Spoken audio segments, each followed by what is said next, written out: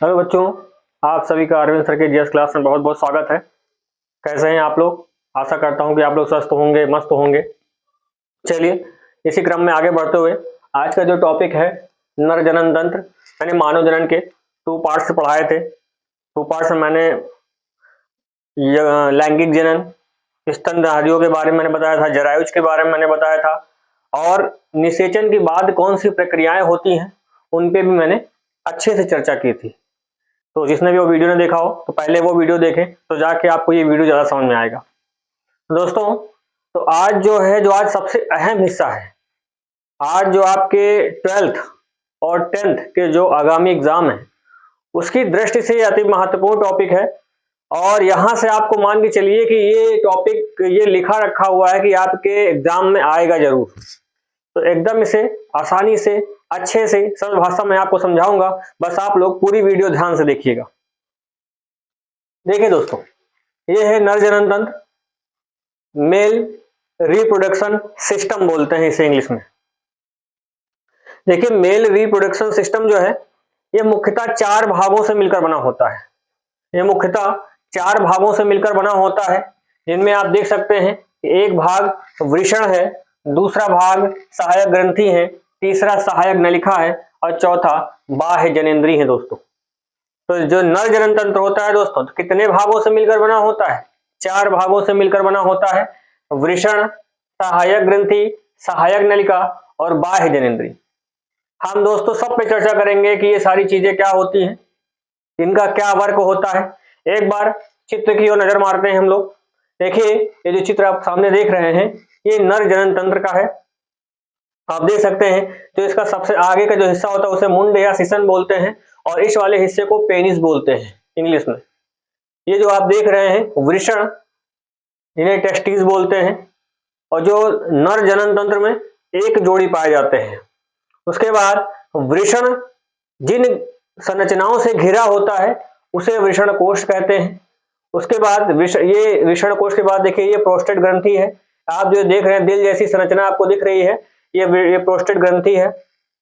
Prostate ग्रंथि के just ऊपर शुक्राशय स्थित होता है, शुक्राशय स्थित होता है और उसके ऊपर जो आप ये वाला भाग देख रहे हैं ये मूत्राशय है। इसे यूरिनरी ब्लैडर के नाम से जानते हैं दोस्तों। यूरिनरी ब्लैडर में यूरिन स्टोर होता है और इसमें यूरिन की जो मात्रा होती है लगभग 300 ml तक आता है। 300 ml तक जब आएगा तो आपको मैसेज मिलेगा कि हमें यूरिन पास करने अब जाना है। उस सभी चीजों पर चर्चा करेंगे आगे। ठीक है दोस्तों, तो चलिए अब इनके एक एक टॉपिक को उठाते हैं और इन पे बात करते हैं कि क्या होता है, वृषण क्या होते हैं। और जिसमें सबसे पहला जो टॉपिक है आपका वृषण है, इसे टेस्टिस के नाम से जाना जाता है दोस्तों। वृषण जो होता है शरीर में एक जोड़ी पाए जाते हैं, आप यहाँ देख सकते हैं, एक ये है और एक ये है। तो वृषण नर में एक जोड़ी पाए जाते हैं दोस्तों। उसके बाद यह मुख्य प्राथमिक नर जननांग होता है। देखिए दोस्तों, वृषण जो होता है मुख्य प्राथमिक जननांग होता है। इसे क्यों कहा गया है? क्योंकि दोस्तों जो वृषण होता है यह नर का सबसे अहम पार्ट होता है। क्योंकि दोस्तों शुक्राणु का जो निर्माण होता है वो इसी पार्ट में होता है, वृषण में होता है। अगर वृषण ही नहीं होगा तो शुक्राणु का निर्माण नहीं होगा, तो जो नर है, मादा है, वो जो नर है वो कभी माता पिता बनने का सौभाग्य नहीं प्राप्त कर सकते। इसलिए ये जो वृषण होता है अति महत्वपूर्ण अंग माना गया है। इसलिए यहां पर बताया गया है कि यह मुख्य प्राथमिक नर जननांग है। ठीक है दोस्तों, ये सबसे प्राथमिक नर जननांग है। यह शरीर के बाहर पाए जाते हैं। हाँ दोस्तों, ये एक ऐसा अंग होता है जो शरीर के बाहर विकसित होता है। क्यों होता है विकसित? तो देखिए इसलिए विकसित होता है क्योंकि इसके निर्माण होने में जो टेम्परेचर का अहम रोल होता है। टेम्परेचर मतलब तापमान का बहुत अहम रोल होता है। इसमें तापमान 35 से या 34 से 36 डिग्री सेंटीग्रेड तक होना चाहिए। इसके बीच में ही हो, चाहे 34 से 35 हो जाए, 36 तक, इतने बीच में ही टेम्परेचर रहना चाहिए। और जो हमारे शरीर का जो तापमान होता है वो लगभग 36.9 डिग्री सेंटीग्रेड होता है। तो इस प्रकार से वृषण के निर्माण के लिए जो तापमान जरूरी होता है उससे ज्यादा तापमान हमारे शरीर के अंदर का होता है दोस्तों। इसीलिए इनको जब निर्माण होना होता है, जब इनको बनना होता है, तो ये शरीर के बाहर आकर विकसित होते हैं। क्यों विकसित होते हैं? क्योंकि शरीर के अंदर का तापमान लगभग 37 डिग्री सेंटीग्रेड है और वृषण के निर्माण के लिए हमें 34 से 35 डिग्री टेम्परेचर की आवश्यकता पड़ती है दोस्तों। इसलिए ये शरीर के बाहर विकसित होते हैं, अंदर नहीं। लेकिन दोस्तों मैं आपको बताऊं, एक जीवधारी ऐसा है जिसमें वृषण शरीर के अंदर विकसित होते हैं और उस जीवधारी का जो नाम है हाथी है। हाथी के शरीर का जो टेम्परेचर होता है नॉर्मल होता है, 34-35 डिग्री सेंटीग्रेड से और कम होता है।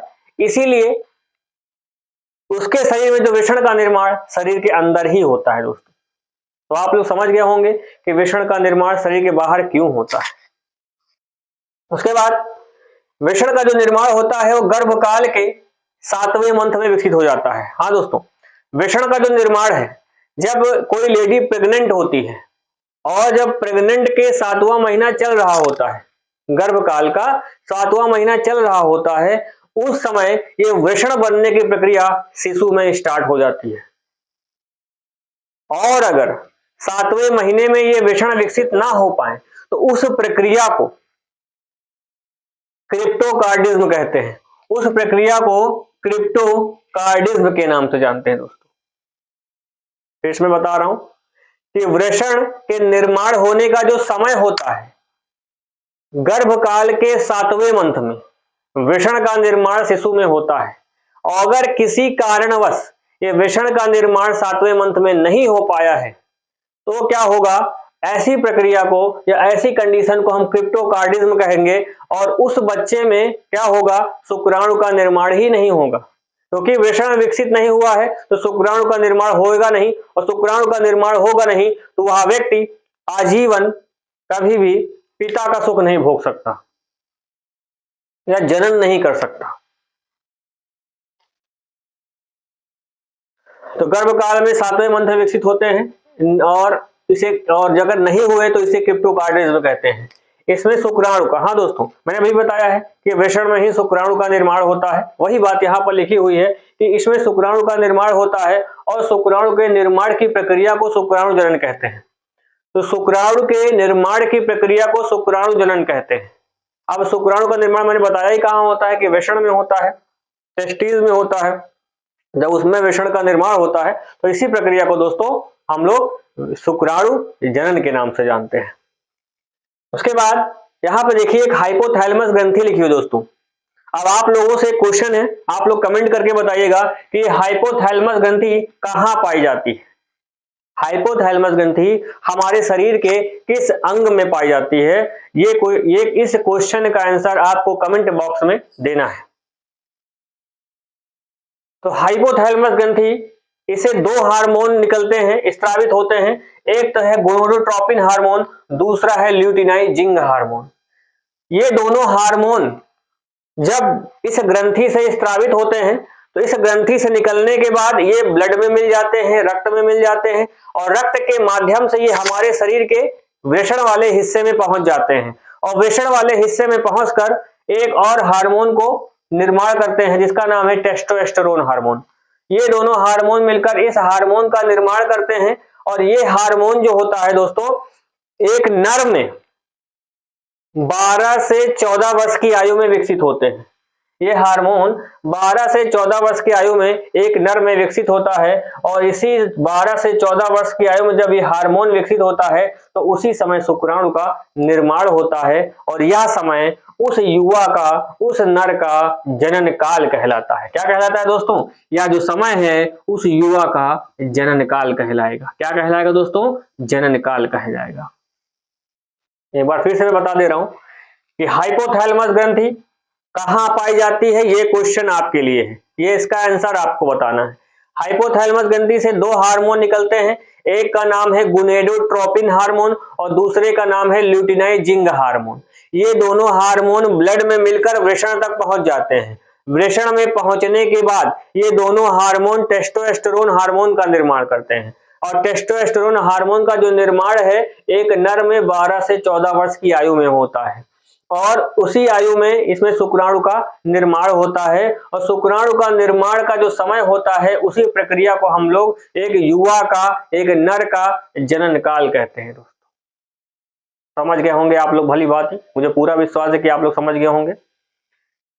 और टेस्टोस्टेरोन जो होता है हार्मोन, थोड़ा सा इसके बारे में हम लोग जान लेते हैं कि टेस्टोस्टेरोन हार्मोन क्या होता है। देखिए, ये हार्मोन की जो अवस्था होती है तरल होती है, यह एक प्रकार का लिपिड होता है। दोस्तों तो टेस्टोस्टेरोन हार्मोन है यह एक प्रकार का लिपिड होता है, एक प्रकार का वसा होती है, और यह नर लैंगिक हार्मोन होता है। इसे नर लैंगिक हार्मोन क्यों कहते हैं दोस्तों? क्योंकि ये वृषण में जाके किसका निर्माण करता है? शुक्राणु का निर्माण करता है, इसलिए इसे नर लैंगिक हार्मोन का नाम दिया गया है। यह स्टेरॉइड होता है, यह क्या होता है? एस्टेरॉइड होता है, या कह सकते हो एक प्रकार का रसायन होता है। हाँ दोस्तों देखिए, आप लोगों को एक चीज जो आपको बतानी है मुझे, बहुत से बच्चे ऐसे हैं जो दुबले पतले होते हैं शरीर से, और वो मोटाने के लिए कि हमारा शरीर हाथी जैसा हो जाए, मोटे हो जाए, बल्ले सल्ले हो जाए, तो लोग क्या करते हैं, बाहर जो जिम वगैरह जाते हैं, कुछ लोग कैप्सूल खाएं स्टार्ट कर देते हैं शरीर को फुलाने के लिए, कुछ लोग पाउडर वाले डिब्बे यूज कर लेते हैं। तो दोस्तों इन सब चीजों को बिल्कुल आप मत लीजिए, ये बहुत ज्यादा हानिकारक होते हैं, क्योंकि इनमें दोस्तों टेस्टोस्टेरोन हार्मोन कृत्रिम रूप से रसायन के रूप में मिलाया जाता है। ये तो हमारे जो शरीर में बनता है वो तो हमारे लिए आवश्यक है ही, अगर कभी कभी क्या होता है ये हमारे शरीर में कम बनता है, तो इसके कम बनने से हमारे शरीर में जो होता है वो दुबला पतला रहता है।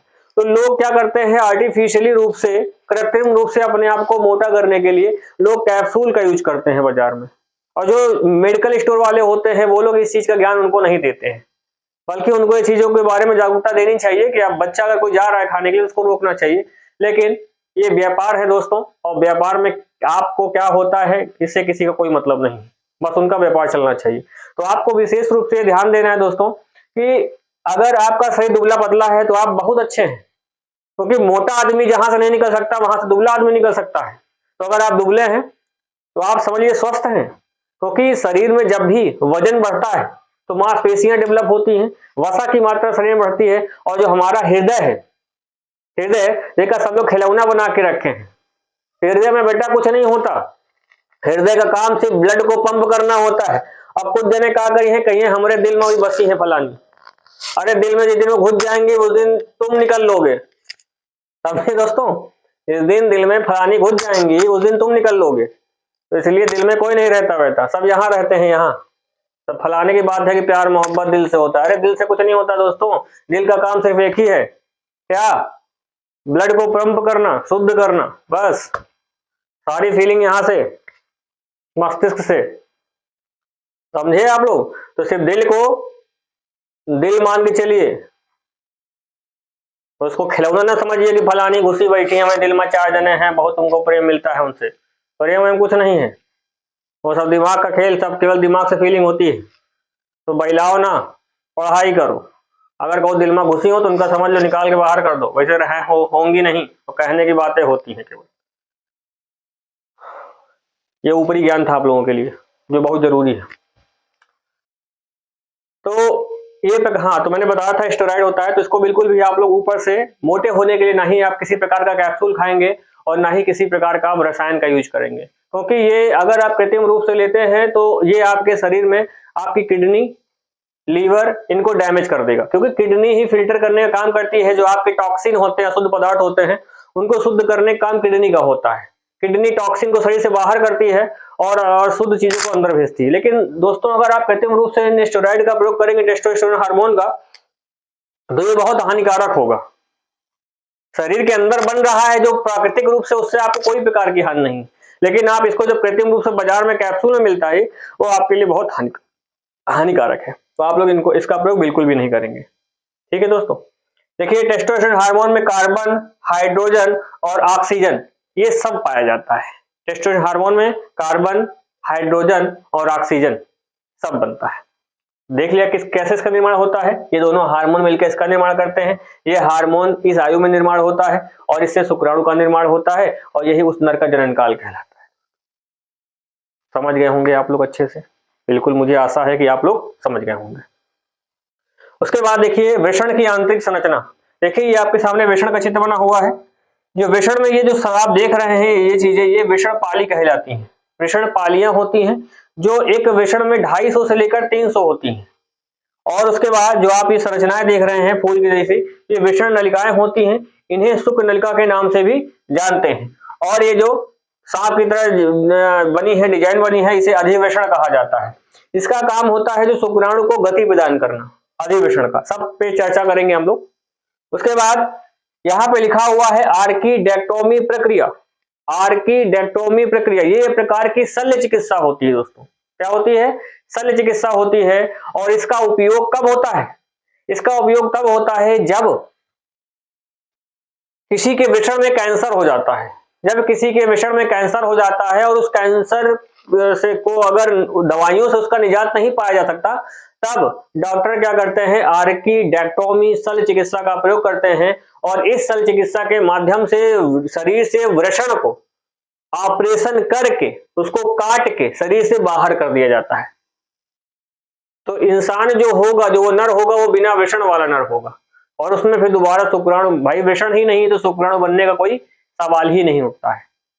तो वृषण में जब कैंसर हो जाता है और जब वृषण को काट के शरीर से बाहर किया जाता है, तो इस प्रक्रिया को क्या बोलते हैं? आर्कीडेक्टोमी प्रक्रिया के नाम से जानते हैं। यह एक प्रकार की शल्य चिकित्सा होती है।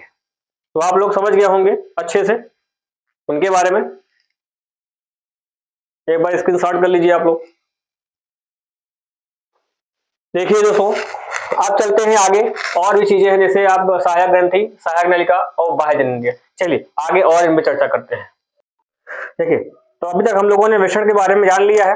अब आगे बात करते हैं सहायक नलिका के बारे में। हमने बताया था कि नर जनन तंत्र के 4 हिस्से होते हैं, जिसमें पहला वृषण था, दूसरा सहायक ग्रंथियां था, तीसरा सहायक नलिका था और चौथा बाह्य जननेंद्रिय था। इसमें से अब नेक्स्ट वाले हम पढ़ने जा रहे हैं सहायक नलिका और सहायक ग्रंथि के बारे में। देखिए दोस्तों, सहायक नलिका और सहायक ग्रंथियों को नर जनन अंग का द्वितीयक लैंगिक अंग के नाम से जाना जाता है। नर जनन तंत्र का द्वितीयक लैंगिक अंग के नाम से जाना जाता है, जिसमें से आप सबसे पहले हम पढ़ेंगे अधिवेशन के बारे में। इसे क्या बोलते हैं? इसे एपिडाइमिस बोलते हैं। इसे एपिडाइमिस के नाम से जाना जाता है इंग्लिश में। और यह जो अधिवेशन होता है, ये 6 मीटर लंबी नलिका होती है। कितने मीटर लंबी नलिका होती है दोस्तों? ये 6 मीटर लंबी नलिका होती है। और इसका जो बाहरी स्तर होता है मोटा होता है और आंतरिक स्तर पतला होता है। तो अधिवेशन क्या होता है दोस्तों? तो अधिवेशन यह नर लैंगिक अंग का द्वितीयक अंग होता है, द्वितीय नर अंग होता है। और इसकी जो लंबाई होती है 6 मीटर होती है। यह बाहर से मोटा तथा आंतरिक से पतला होता है। इसका कार्य क्या होता है? इसका कार्य होता है शुक्राणु को गति प्रदान करना। इसका कार्य क्या होता है दोस्तों? शुक्राणु को गति प्रदान करना। अभी मैंने वृषण में संरचना बनाई थी ऐसे करके, वृषण ये मैंने वृषण ऐसे बनाया था, उसके बाद मैंने ऐसे करके संरचना जो बनाई थी, यही दोस्तों अधिवेशन है। यही दोस्तों क्या है? यही अधिवेशन है। जो ऐसी संरचना भी मैंने बनाई थी, देखा होगा आप लोगों ने। तो इसका कार्य क्या होता है? शुक्राणु को गति प्रदान करना। उसके बाद शुक्रवाहिनी। शुक्रवाहिनी क्या होती है? आप देख सकते हैं, एक शुक्रवाहिनी ये है और एक शुक्रवाहिनी ये है। ये जो 2 संरचना है, एक ये और दूसरी ये, इन्हें ही शुक्रवाहिनी के नाम से जानते हैं। मैं लिखे भी दे रहा हूं, इन्हें शुक्रवाहिनी कहते हैं। इन्हें शुक्रवाहिनी कहते हैं।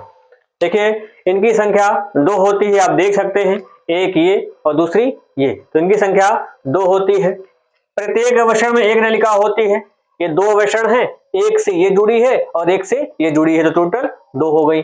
उसके बाद इसकी लंबाई 40 से 50 सेंटीमीटर होती है। जो ये लंबाई होती है इसकी 40 से 50 सेंटीमीटर होती है। इन्हें जनन सहायक नलिका के नाम से जानते हैं। इन्हें जनन सहायक नलिका के नाम से जानते हैं क्योंकि ये जनन में काफी ज्यादा मदद करती हैं दोस्तों। इनका कार्य क्या होता है? शुक्राणु या स्पर्म को अधिवेशन नलिका से शुक्राशय तक पहुंचाना। आप यहाँ पे देखिए, मैं यहाँ बता रहा हूँ। देखिए, इनका कार्य क्या होता है? जब शुक्राणु में किसका निर्माण होता है? सॉरी, वृषण में किसका निर्माण होता है? टेस्टिस में शुक्राणु का। शुक्राणु का निर्माण वृषण में हो रहा है, तो वृषण से ये जुड़ा होता है। तो वृषण से क्या करती है ये शुक्रवाहिनी? वृषण से जो होता है शुक्राणु, वो जाता है अधिवेशन में और ये अधिवेशन से क्या करती है? ले जाके पहुंचा देती है शुक्राशय में। किसमें पहुंचा देती है दोस्तों? शुक्राशय में। तो इनका कार्य क्या होता है? इनका कार्य अधिवेशन से शुक्राणु को लेकर शुक्राशय तक पहुंचाना। अधिवेशन से शुक्राणु को लेकर शुक्राशय तक पहुंचाना। अधिवेशन यही पे जहां पे मैंने नहीं बनाया है, अधिवेशन इससे जुड़ा होता है। ये अधिवेशन से शुक्राणु को लेती है और ये नलिका संरचना है, इसे शुक्रवाहिनी कहते हैं। और ये शुक्राशय में जाकर इसे छोड़ाती है जाके शुक्राणु को। वहां पे यही लिखा हुआ है कि शुक्राणु स्पर्म को अधिवेशन नलिका से शुक्राशय तक पहुंचाना इनका कार्य होता है। और शुक्राणु को स्खलित कराती है। इसका मतलब स्खलित कराने मतलब शुक्राणु को आगे बढ़ाती है। अधिवेशन का काम शुक्राणु को गति प्रदान करना था। अधिवेशन का काम शुक्राणु को गति प्रदान करना, और इसका काम है गति, जो शुक्राणु गति कर रहा है उसको आगे और बढ़ाना। कहां बढ़ाना? तो जब शुक्राणु यहां पर आता है, दोनों ये शुक्राशय में आता है, तो शुक्राशय से शुक्राणु जो होता है, ये जो नलिका होती है यूरेथ्रा बोलते हैं, इसी नलिका से स्खलित होकर कहां निकल जाता है? ये नर के शरीर से बाहर चला जाता है। जब जनन होता है, जब हस्तमैथुन क्रिया होती है, तो हस्तमैथुन क्रिया से जो इसी शुक्राशय से शुक्राणु वीर के माध्यम से निकलकर शरीर से बाहर स्खलित हो जाते हैं। इसलिए इसमें कहा गया है कि शुक्राणु को स्खलित कराती है। स्खलन का मतलब होता है शरीर से बाहर निकालना। तो ये शुक्राशय से शुक्रवाहिनी क्या करती है? शुक्राशय में लाती है, और शुक्राशय से होते हुए जो ये शुक्राणु है वीर के माध्यम से शरीर से बाहर निकल जाता है, तो शुक्राणु को स्खलित कराती है। उसके बाद देखिए लिखा है वॉसेक्टोमी प्रक्रिया। ये कौन सी प्रक्रिया थी दोस्तों? आप लोगों ने इस प्रक्रिया को अच्छे से सुना होगा हिंदी में। इस प्रक्रिया को हिंदी में बोलते हैं नसबंदी। इस प्रक्रिया को हिंदी में बोलते हैं नसबंदी बोलते हैं, या बोलते हैं बंधकरण बोलते हैं। ये प्रक्रिया क्यों अपनाई जाती है? तो परिवार नियोजन के उपायों में इस प्रक्रिया को पाई जाती है, मतलब उपयोग में लाया जाता है। क्योंकि जो लोग ज्यादा बच्चे नहीं चाहते हैं और वो लोग सेक्सुअल रिलेशनशिप बनाना चाहते हैं और जो प्रिकॉशन होता है उनको लेना भी नहीं चाहते हैं, तो ऐसी कंडीशन में क्या होता है, व्यक्ति नसबंदी करवा लेता है। आपने सुना होगा नसबंदी। नसबंदी का मतलब नस को बांधा जा रहा है। नसबंदी का मतलब नस को, कहीं कोई ऐसी नस है जिसको बांधा जा रहा है, और उसके बाद फिर क्या होता है कि जो लेडी होती है वो प्रेग्नेंट नहीं होती है। तो ये जो वॉसेक्टोमी प्रक्रिया होती है ये पुरुष में अपनाई जाती है, पुरुष में नसबंदी की जाती है। इसमें क्या होता है दोस्तों, इस प्रक्रिया में पुरुषों की शुक्रवाहिनी को काट कर बांध दिया जाता है, जिसे नसबंदी या बंधकरण भी कहते हैं। ये जो शुक्रवाहिनी आप देख रहे हैं, ये जो नलिकाएं आप देख रहे हैं, ये और ये, इन्हीं नलिकाओं को काटा नहीं जाता, इसमें पिन होती है उसको लगा दिया जाता है और बंद कर दिया जाता है।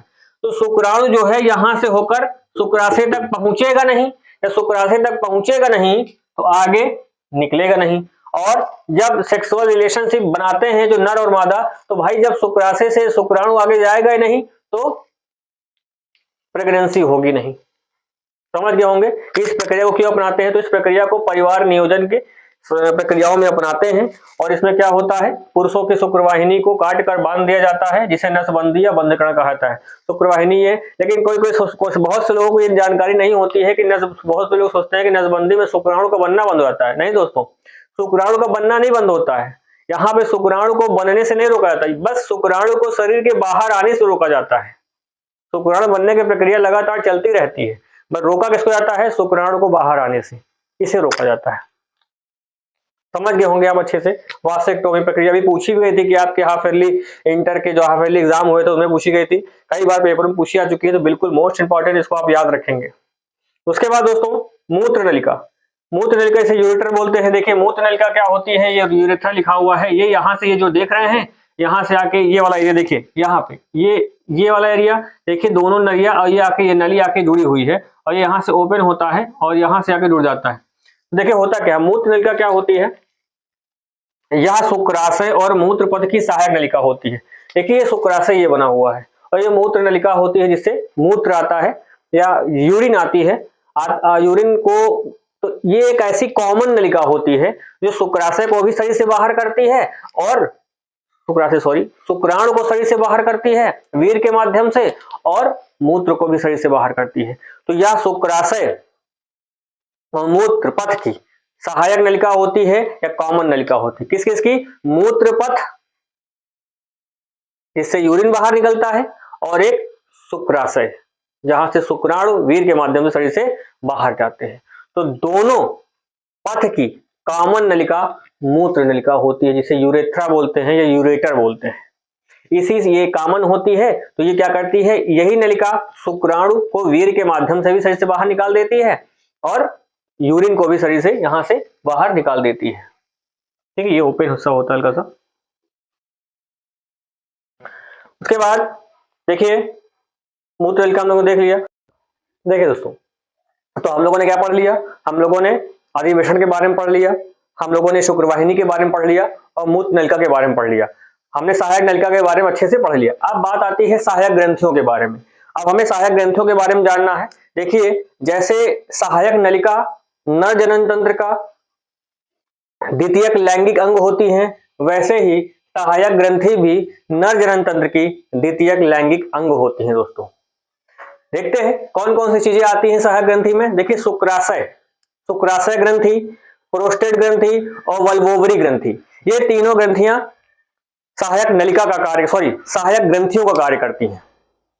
चलिए अब इनके चर्चा करते हैं चीजों पे। तो सबसे पहले देखते हैं शुक्राशय के बारे में। देखिए, शुक्राशय एक जोड़ी मांसल ग्रंथि होती है।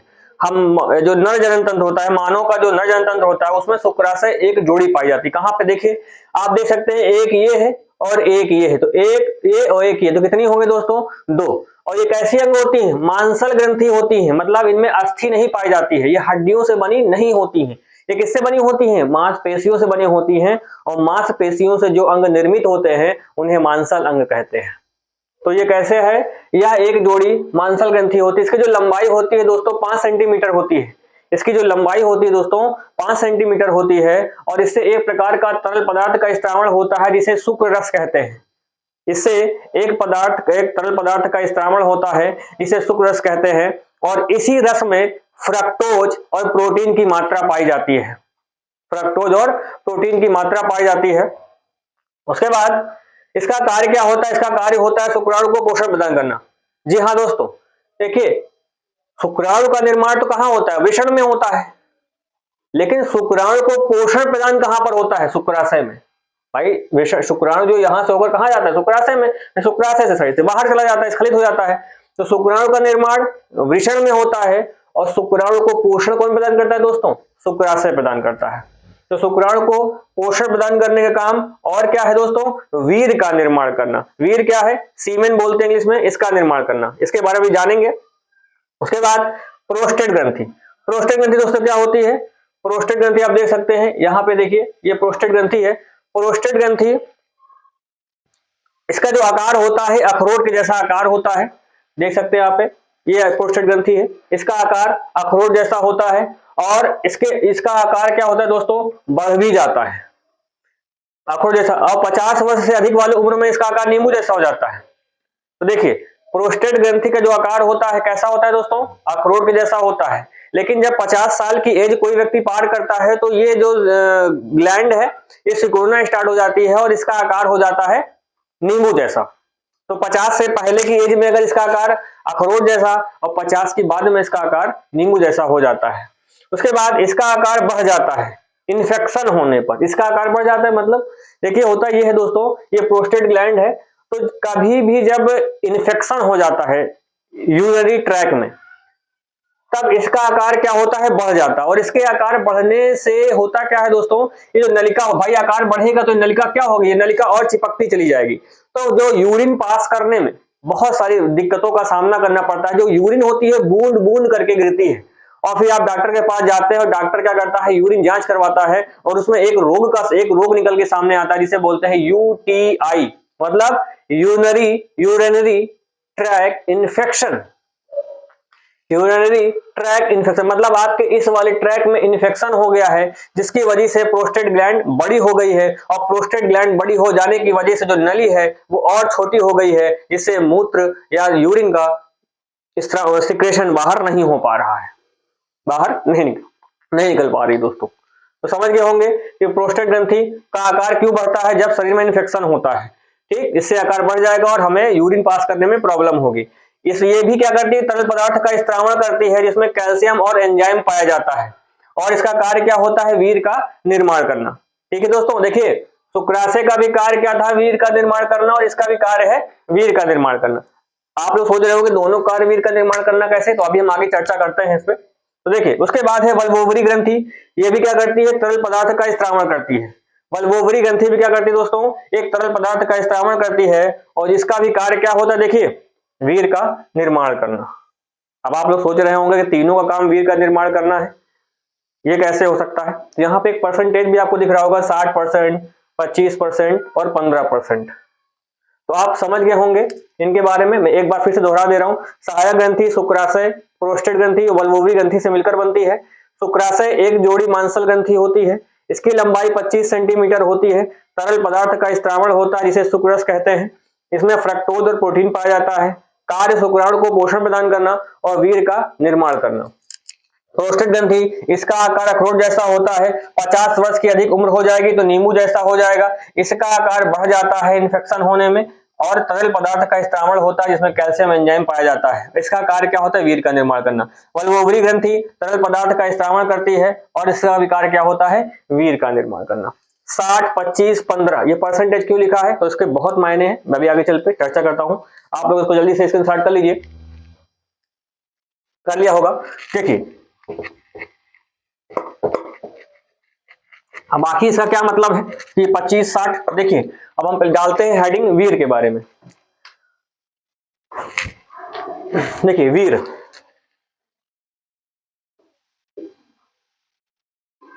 इंग्लिश में इसको सीमेन कहते हैं। देखिए वीर क्या होता है दोस्तों, यह एक तरल पदार्थ होता है। क्या होता है दोस्तों, यह एक तरल पदार्थ होता है, पहला पॉइंट। दूसरा पॉइंट क्या होता है दोस्तों, ये इसका जो रंग होता है सफेद होता है। इसका रंग कैसा होता है दोस्तों, इसका रंग सफेद होता है। इसका रंग सफेद होता है। उसके बाद हाँ, इसका रंग सफेद होता है। अब देखिए इसका कार्य क्या होता है, जान लेते हैं इसका कार्य क्या होता है। इसका कार्य दोस्तों, ये शुक्राणु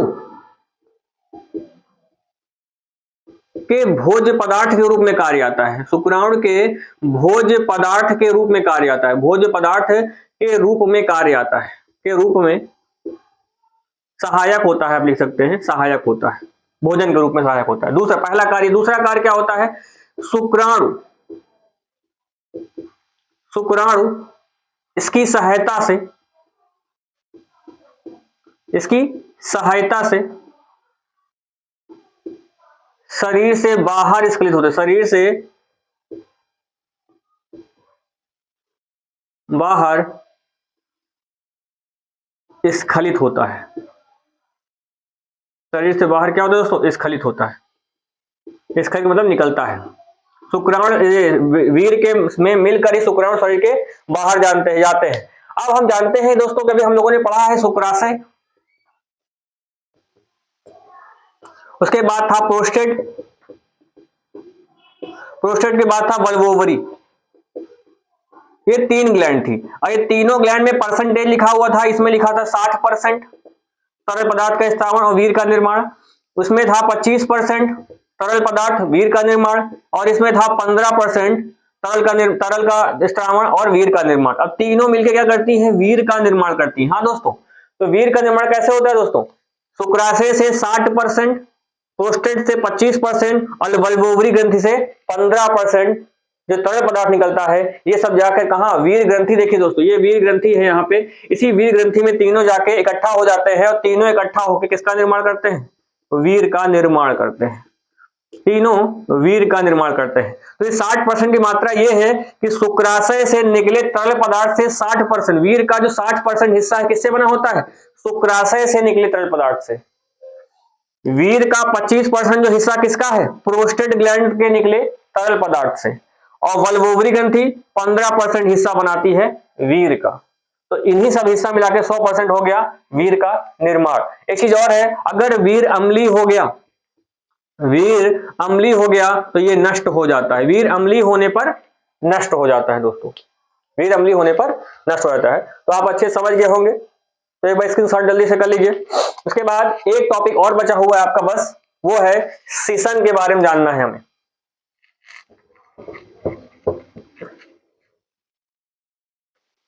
लास्ट टॉपिक है नर जनन तंत्र का शिशन, इसे पेनिस बोलते हैं।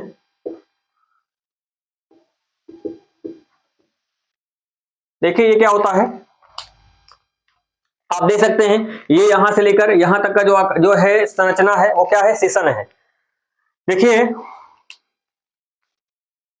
यह एक मांसल अंग होता है। कैसा अंग होता है दोस्तों, मांसल अंग है। ये मांसल अंग है, मतलब इसका जो निर्माण है,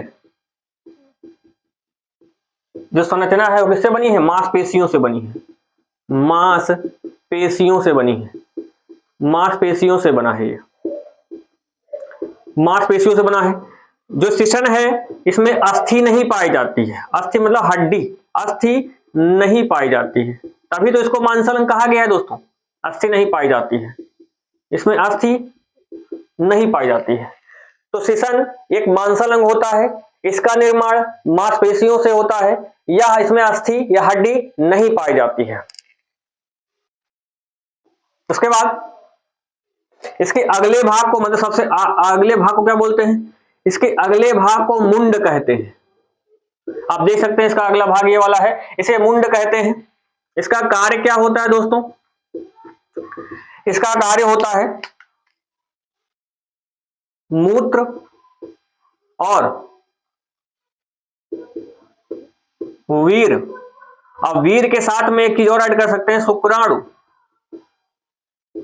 को शरीर से बाहर स्खलित करवाना, शरीर से बाहर स्खलित करवाना, शरीर से बाहर स्खलित करवाना, ये काम किसका होता है, शिशन का होता है।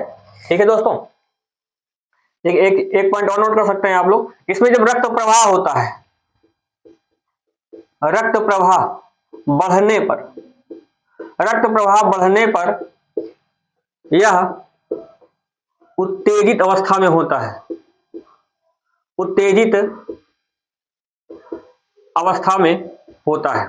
रक्त प्रवाह बढ़ने पर यह उत्तेजित अवस्था में होता है दोस्तों। फिर से एक बार मैं बता रहा हूं, देखिए शिशन पेनिस कहते हैं, यह एक मांसल अंग होता है, इसका निर्माण मांसपेशियों से होता है, इसमें किसी भी प्रकार की अस्थि नहीं पाई जाती है। इसके अगले भाग को मुंड कहते हैं, इसका कार्य मूत्र, वीर जो शुक्राणु भी साथ में होता है को शरीर से बाहर स्खलित करवाना। रक्त प्रवाह बढ़ने पर यह उत्तेजित अवस्था में होता है। जब रक्त प्रवाह बढ़ता है दोस्तों तो यह उत्तेजित अवस्था में होता है। तो दोस्तों आज हमने नर जनन तंत्र को विधि पूर्वक पूरी तरीके से हम लोगों ने अच्छे से समाप्त किया है। और इसमें से एक पार्ट जैसे आप लोग पढ़ते हैं शुक्राणु की संरचना, तो शुक्राणु की संरचना को मैंने पहले ही वीडियो में बनाकर पढ़ा दिया है, उसमें मैंने एक एक चीज गहराई से मैंने बताई है। तो आप जाके शुक्राणु वाला जो टॉपिक है आप लोग हमारे वीडियो से जरूर नोट कर लीजिएगा, तब जाके ये पूरा नर जनन तंत्र आपका वेल कंप्लीट माना जाएगा। तो उसको आप जरूर देखिएगा जाके, शुक्राणु की संरचना वाला वीडियो। ठीक है दोस्तों, तो देखिए जो आपका नेक्स्ट टॉपिक होगा वो अब मादा जनन तंत्र पे होगा। इसी तरह विधिवत तरीके से हम उसको भी खत्म करेंगे। दोस्तों अगर आपको मेरा वीडियो पसंद आ रहा है, आपको लग रहा है कि मैं आपके लिए मेहनत कर रहा हूं, तो आप लोग वीडियो को जरूर सब्सक्राइब करें, लाइक करें, ताकि आप, मेरा भी इससे उत्साह बढ़ेगा, तो मैं आपके लिए और मेहनत करूंगा। ठीक है दोस्तों, और मेरा पूरा प्रयास रहेगा कि आपके 12th और जो आपका 10th का जो बोर्ड एग्जाम है, या और भी जो कॉम्पिटेटिव एग्जाम से यहाँ क्वेश्चन पूछे आते हैं, उन सब के लिए मैं अति महत्वपूर्ण टॉपिक लेके आता रहूंगा दोस्तों। तो इसीलिए आप मुझे इजाजत दीजिए। धन्यवाद दोस्तों।